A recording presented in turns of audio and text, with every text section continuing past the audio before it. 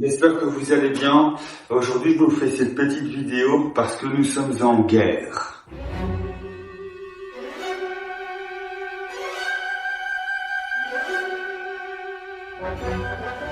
Je vous fais cette vidéo parce que, comme vous l'avez sûrement vu dans le titre, je m'attaque au CPS de Charleroi et je les amène au tribunal du travail. Qu'est-ce que vous faites dans la vie? Je suis au CPS. Et vous trouvez ça normal d'être au CPS? J'ai établi une demande spéciale auprès du service social de ma ville et ils ont gentiment balayé d'un revers tout mon travail. Donc je vais gentiment rétablir la vérité avec un coup droit.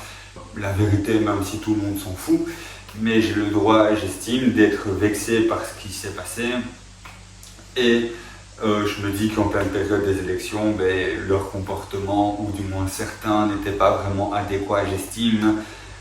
Pour ceux qui ont besoin d'une séance de rattrapage, les copains, il y a une vidéo qui va un peu paraître là, un peu en haut à droite, je crois, sur laquelle j'ai expliqué les galères que j'ai vécues cette année et un peu plus qui j'étais. Donc si tu l'as pas vu, je t'invite fortement à aller la voir. J'allais dire formellement, mais non.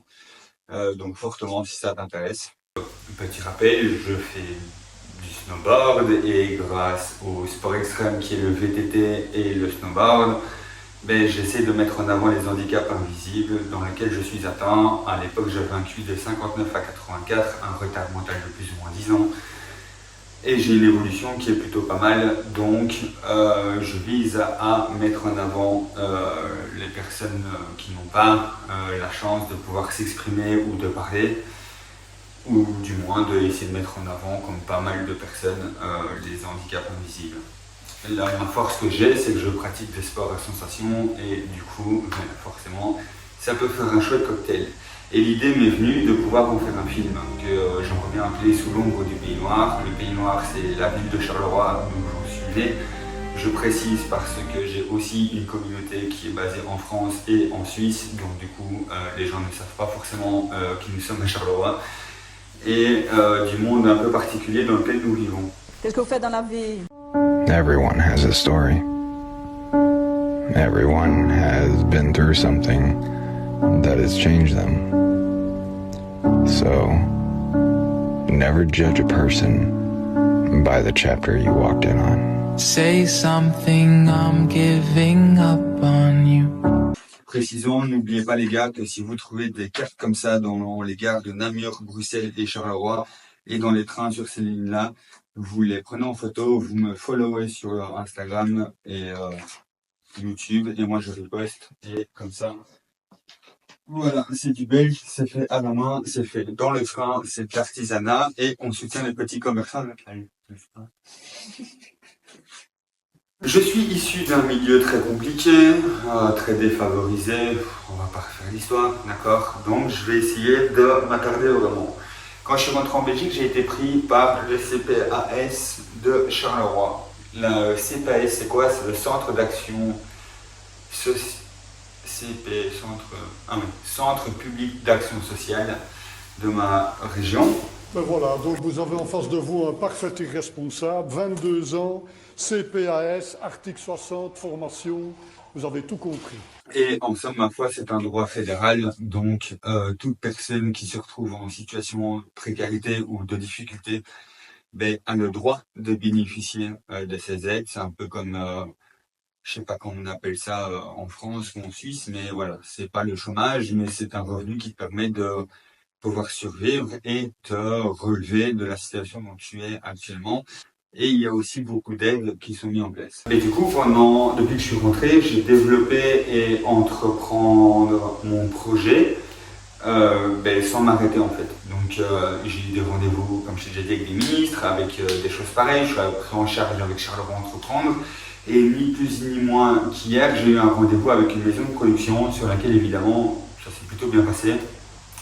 Et il y a moyen de faire de chouettes choses. Donc à ce niveau-là, je ne sais pas vraiment inquiet. Ce qui m'énerve, c'est que quand j'ai développé tout ça, il faut savoir aussi que dans le monde social dans lequel tu es, il y a des règles.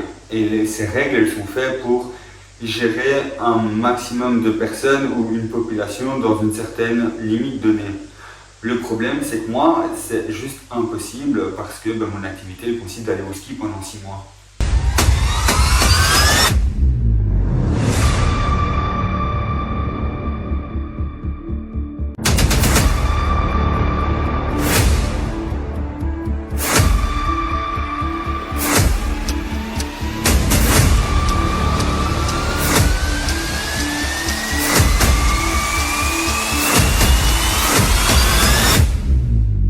Et donc, si je repars au ski pendant 6 mois consécutivement et que je n'ai pas une adresse de référence qui est établie exactement dans les demandes que j'ai demandées, ben, nous allons également revivre exactement la même chose. Donc, c'est-à-dire que je vais perdre mes droits, que je ne serai plus couvert au niveau des assurances et des choses pareilles. Et du coup, ça va juste servir à rien. Et j'ai également demandé un prêt social de 15 000 € afin de pouvoir pallier à du matériel audiovisuel pour pouvoir justement commencer mon activité, des choses pareilles. Il faut savoir aussi que le fait que je sois pris en charge par eux et la demande spéciale que j'ai faite sont deux choses distinctes. Les aides que j'ai, je les ai, donc forcément ça n'a rien à voir. Et la demande que j'ai faite, elle est particulière. Elle est faite dans le but de m'aider dans mon projet de développement professionnel et social. Logique. J'ai fait les demandes auprès de mon assistante sociale pour obtenir donc un rendez-vous avec le comité spécial. Le comité spécial, c'est quoi? C'est un comité spécial, comme le nom l'indique, dirigé par 15 membres ministres et ou échevins. C'est un peu bizarre en Belgique au niveau de la politique, les copains. Ne demandez vraiment pas du tout d'aller dans les détails, mais en gros, c'est des ministres. Et tu plaides face à 15 ministres pour expliquer ton projet, des choses pareilles. On m'a dit que c'était très intimidant, que c'était très particulier et des choses pareilles. Donc évidemment, j'ai voulu y aller avec les meilleures armes. Donc évidemment, j'ai été notifié que j'avais rendez-vous le 24 septembre, qui est juste l'attestation juste ici, comme vous pouvez la voir, avec évidemment un centre d'action sociale, un truc très professionnel, il n'y a pas de problème avec ça. À ce niveau, ils savent se faire remarquer. Si je te disais que ce qui est dingue pour moi, c'est de passer 40 années de sa vie à travailler 8 heures par jour, 5 jours sur 7, dans un bureau minable, avant d'être jeté et de se retrouver dans un asile de vieillards, à appeler la mort de ses voeux, dans l'angoisse de ne pas arriver jusqu'aux toilettes à temps. Pour toi, ce n'est pas de la folie, ça? Donc, pendant ces 2 semaines-là, j'ai développé évidemment tout un dossier particulier et spécialement conçu pour eux, avec évidemment ici là les demandes particulières que j'ai établies, une vidéo de présentation sur laquelle j'avais demandé d'installer une télévision qui a été faite mais qu'on n'a pas diffusé ma vidéo, et surtout on m'a dit qu'ils allaient prendre du temps et on m'a dit qu'ils allaient me questionner énormément sur mon projet. Donc je vous avoue que je suis arrivé blindé armé en fait, un peu comme si tu arrivais avec une force aérienne et avec toi, et comme ça tu peux les affronter. Donald Trump était hostile à cet accord depuis le début. Logique. Là, le jour du rendez-vous, d'ailleurs j'arrive un peu à l'avance, et donc mon assistante sociale arrive avec un éducateur et la directrice de l'antenne, elle est là-bas, sur lesquels je suis reçu. J'arrive, c'est une grande salle, pour être honnête, c'est une très grande salle avec une grande table et plein de chaises. Et ils ne sont pas 15 membres de ministres, mais ils sont peut-être 5, 6, 8. Vraiment, il n'y a même pas la moitié, quoi, tu vois. Travail, détermination, persévérance, régularité, sacrifice, répétition, répétition, répétition. Pense juste à ça. Et donc, en gros, ces membres du comité spécial qui étaient 6, avec le président du centre d'action sociale qui est M. Philippe Van Koenberg, qui est un échevin ministre, je ne sais plus trop, je confonds un peu, je vous avoue à ce niveau, sur lequel j'avais déjà eu un rendez-vous avec lui en juillet, sur lequel je lui avais déjà proposé mon dossier et établir ma demande, sur laquelle je lui ai d'abord fait une proposition en termes d'entrepreneur à homme politique, en lui disant, voilà, moi je peux mettre en avant le centre d'action sociale, on peut mettre en avant tout ce qui a été bien fait que je ne connaissais pas, et au lieu d'avoir toujours de la critique, on peut aussi essayer de valoriser les choses. Sur lequel il m'a gentiment dit, pourquoi vous voulez mettre en avant le CPS de Charleroi quand on sait que les gens viennent déjà d'eux-mêmes. Oh là là, quelle affaire. Qu'est-ce que vous faites? Ici, je suis dans l'offre d'emploi. Ici, pour l'instant, je touche le CPS et dans quelques mois, normalement, je vais être engagé. Donc c'est l'article 60 qu'on appelle ça. Ah oui. Article 60. Article 60. C'est pas mieux. Voilà. C'est pour être engagé aussi. Oui, je sais bien, pour toucher du chômage en quelque Ouais, temps. Comme ça, vous êtes sûr de toucher sans rien faire. Non, c'est pas fait de ça, c'est le fait que c'est un début. Mais c'est un début. Et le Je vous avoue que j'ai bondi sur ma chaise quand il m'a sorti ça, en sachant que je parlais pas de mettre les gens en avant qui sont à la rue ou en difficulté, mais plutôt tout le système qui est mis en place, les personnes qui travaillent pour que tout se passe bien et qui ont quand même vraiment un travail vraiment difficile, vous allez le comprendre après. Donc voilà, ma foi, il me dit comme ça en gros que le projet, il faut le défendre au conseil spécial et autres, et donc du coup j'établis les demandes, je reçois mon rendez-vous comme on l'a dit, et donc je me retrouve nez à nez, encore une fois avec M. Van Quenberg, et en vrai, les gars, je vais pas vous mentir, ils m'ont pas du tout posé de questions. Ça, si le rendez-vous il a duré 10 minutes alors qu'on m'avait dit que ça allait durer une demi-heure, c'est beaucoup. Les questions qu'ils m'ont posées, c'est du n'importe quoi. On m'avait dit comme ça qu'ils allaient me poser des questions sur mon business plan, sur la rentabilité, sur des choses pareilles. Ça n'a jamais été le cas. Vraiment, ils m'ont pas posé ce genre de questions, mais ici limite, ils sont foutus. Le président, M. Van Quenberg, à un moment, il est sur son téléphone pendant que je parle. Je trouve que c'est vraiment irrespectueux. T'as deux personnes à ma droite, ils sont fous complètement de ce que je dis. T'as une dame qui était là, qui était vraiment attentive, elle par contre, et qui était vraiment intéressante et intéressée, je pense.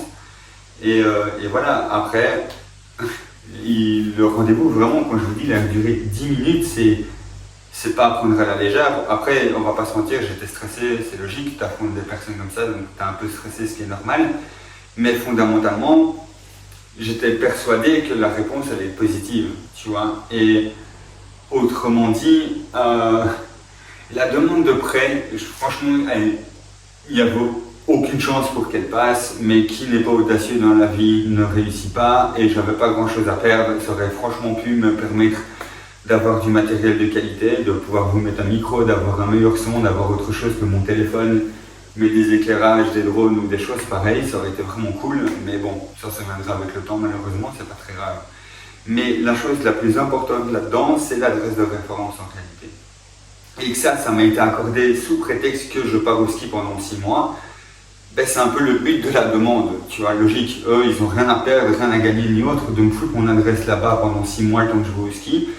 Et après ça, de pouvoir avoir mon numéro de TVA, de développer mon activité, mon entreprise pendant que je suis là-bas.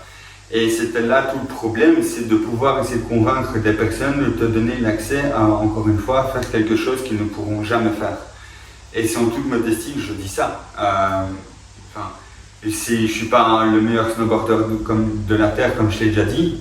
Je pense que j'ai un bon petit niveau qui est encore en marge de progression. Mais moi, si je veux pouvoir faire des films et raconter des aventures à travers ce genre de sport, c'est au-delà même du sport. Pour moi, le snowboard, c'est raconter des histoires, c'est aller au-delà de ses limites, c'est laisser sa trace dans une toile vierge qui est la montagne. Enfin, une montagne où personne ne va et tu prends des risques qui sont calculés certes, mais qui sont quand même pas très modérés. Pour ceux qui ont vu le documentaire d'Inoxtag, c'est pas du tout le même genre, mais ça reste quand même de la haute montagne, et j'allais dire de la haute montagne, mais le Mont Blanc a quand même vocation d'être de la haute montagne, donc on peut le considérer, mais du coup en gros j'ai quand même une bonne marge de progression.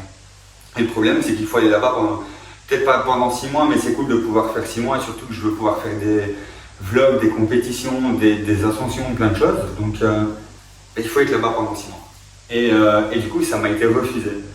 Et comme vous en doutez bien, j'étais pas très content, donc c'est un peu frité. Mais encore une fois, là on ne défend pas les droits que j'ai le droit, je défends mes propres intérêts pour me sortir de la galère le plus vite possible. Et encore une fois, c'est pas en restant avec eux que je vais pouvoir m'en sortir, et surtout je ne veux plus être avec eux, donc il y a un moment donné, il faut aussi pouvoir s'en sortir de là.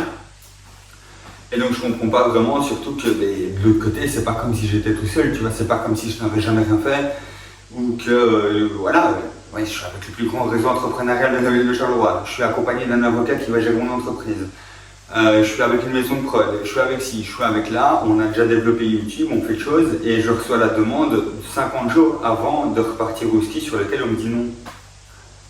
Honnêtement, vous voulez que je réagisse comment? Parce que là, en fait, ce qui se passe, si je trouve pas le moyen dans les 50 jours, un peu là, moins 45 plus ou moins, c'est qu'on a un gros problème pour la saison en fait. Et du coup, tout ce que j'ai mis en place, tout ce que j'ai planifié, risque d'être problématique. Après, je suis pas du tout quelqu'un qui abandonne des choses pareilles, tu vois. Mais il faut clairement avouer que ça fait chier. Et le fait qu'ils ont détruit des mois de travail et de développement, enfin, j'ai fait tous les scénarios, j'ai tout imaginé, j'ai fait plein de choses, je suis en train de le faire. Et eux, ils me démontent comme ça, mais c'est même pas dire, tu sais, si c'est vraiment intéressé du fondement du projet, à me poser des questions sur le développement, de comment je vais faire, comment je vais m'y prendre, et ainsi de suite. Là, en aucun cas, ils ont lu mes dossiers parce que mon instinct social les avait déjà imprimés et leur avait envoyé. Donc ils m'ont tous dit que le projet il était super cool et intéressant, mais merci, ça je sais, hein, sinon je travaillerais pas sûr, tu vois. Mais de l'autre côté, c'est ce que je leur ai dit, si vous ne me fournissez pas le matériel, le moyen plutôt, pas le matériel, mais le moyen de pouvoir y aller, ben, ça va être problématique. Et moi, j'ai vraiment du mal avec ça.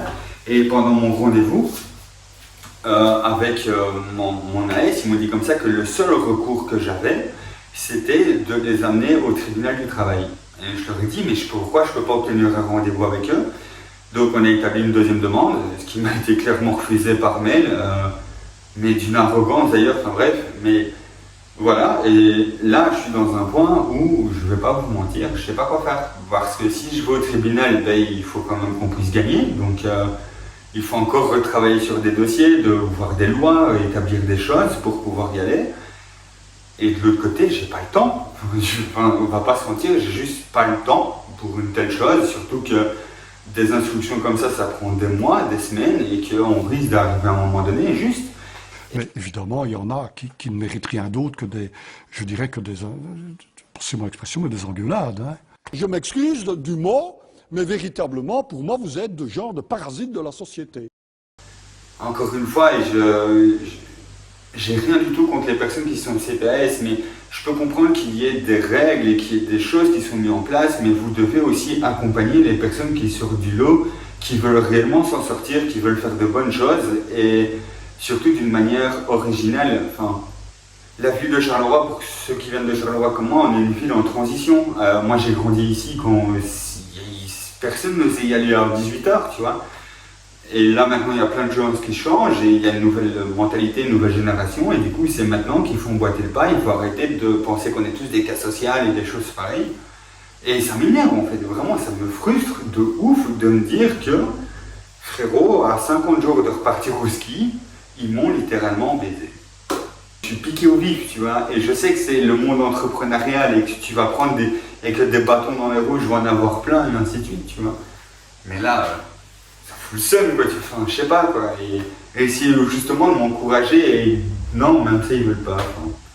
Après, on vient d'un monde très difficile, on va pas se mentir, et c'est difficile pour eux aussi d'imaginer qu'une personne puisse faire ce que je fais, mais encore une fois, je l'ai déjà fait pendant 3 ans, même si je suis plus avec Camille, ce que j'ai fait en snowboard, j'ai pas eu besoin de Camille pour la faire, tu vois, donc voilà. Sinon, j'ai croisé ma mère aussi, dans le train, en revenant de la mer. C'était très drôle. C'est la prochaine vidéo, je vous avoue. Bah, pour conclure la vidéo, comme vous me connaissez, c'est loin d'être terminé, comme je l'ai dit sur Facebook, c'est que le début là. Là, je suis piqué à vif, j'ai faim, enfin, tu vois, j'ai envie d'aller au charbon, j'ai envie de les confronter, j'ai envie de... Ah, ça me fout la rage, tu vois, donc il faut quand même admettre que ça fait chier, quoi, tu vois. Et voilà, et même si j'ai déjà un plan C pour repartir au ski, il n'y a pas de problème avec ça, hein, donc qu'on soit clair, retourner au ski, on y retournera. C'est même non négociable. La question c'est comment on gagne. Honnêtement, qu'est-ce que vous voulez que je fasse d'autre? Je peux pas rester là à 45 jours de repartir, de me dire de laisser ça comme ça, tu vois. Je peux pas laisser faire balayer d'un revers comme il l'a fait avec son téléphone et être la moitié des membres. Comment je peux juste croire en leur impartialité, tu vois? Qui me dit qu'ils ont réellement débattu sur mon projet? Qui me dit qu'ils ont pris connaissance de tout et de la potentialité du projet? Sinon, il n'y aurait pas autant de personnes qui s'associeraient avec moi et qui travailleraient avec moi si ce serait pour se cracher, tu vois. Donc, à un moment donné, je ne comprends pas pourquoi tout le monde me dit que c'est incroyable, que c'est une dinguerie, qu'on est en train d'imaginer des choses. Je ne peux pas tout vous dire, sinon ça ne sert à rien de faire un film, mais... Et que eux me disent non. Alors que de base, je n'ai jamais été au CPS de ma vie, moi je suis au SPF handicap. Et la seule raison pour laquelle je suis encore avec eux, c'est parce qu'il faut trouver un psychiatre pour qu'il puisse signer un document qui atteste que je dois récupérer un avocat, que lui va gérer mes biens et mon entreprise et du coup va demander mon SPF handicap. Mais donc en entendant, parce qu'il n'y a aucun psychiatre de disponible et c'est encore pire, et en sachant que je n'ai pas été suivi depuis plus de 3 ans, et même si j'ai grandi en IMP et en HP toute ma vie, mais j'ai pas vraiment de plus de privilèges que les autres à ce niveau-là. Donc oui, je pourrais très bien leur revoir mes anciens psychiatres, mais ça ne servira à rien. Tu vois, moi j'ai besoin d'évolution, j'ai besoin de changement, j'ai besoin de m'entourer de personnes qui voient la même chose que moi, et ça prend du temps, tu vois. Mais du temps, il y a un moment donné, on n'en a plus, surtout quand ça fait 6 mois qu'ils sont complètement largués. Et voilà. Donc à un moment donné, il faut aussi pouvoir soutenir les personnes qui en valent. Je dis pas que ceux qui sont aidés n'en valent pas la peine, c'est pas du tout ce que je dis, mais il faut aussi pouvoir mettre les choses en place pour pouvoir aider des personnes comme nous. Et enfin, j'ai pas demandé d'être orphelin, j'ai pas demandé d'avoir des parents indignes, j'ai pas demandé d'avoir grandi en IMP, j'ai pas demandé tout ça. Quand on sait que déjà les internats le soulignaient à l'époque, que ça allait être problématique à mon âge, quand je vois le nombre de personnes qui ont succombé là-dedans, et on en reparlera peut-être plus tard, parce qu'on va grandir ensemble, hein, les copains. Mais voilà, il y a un moment donné, il faut aussi pouvoir changer les choses. Et comme je l'ai déjà dit, je ne suis pas revenu en Belgique pour faire de la figuration, je n'ai pas vécu tout ce que j'ai vécu cette année pour me coucher sur un simple nom. Il y a des gens, ils acceptent le nom. Moi, clairement, dans mon esprit, un nom définitif, ça n'existe absolument pas. Il n'y a que les personnes faibles d'esprit qui aiment le nom, en fait. Moi, un nom, d'accord, mais quelle solution alternative on a? Et si on n'a pas, c'est problématique. Donc, on va voir un peu tout ça, et on fera les choses qu'il fera. De toute façon, je vais vous tenir au courant parce que c'est assez drôle. Et moi, ça me fait rire en fait, toutes ces situations. Donc, on va pas se mentir. Ceci dit, moi je vous invite chaleureusement à vous abonner, il n'y a que comme ça qu'on va pouvoir gravir des montagnes ensemble. C'est bien envoyé, n'est-ce pas?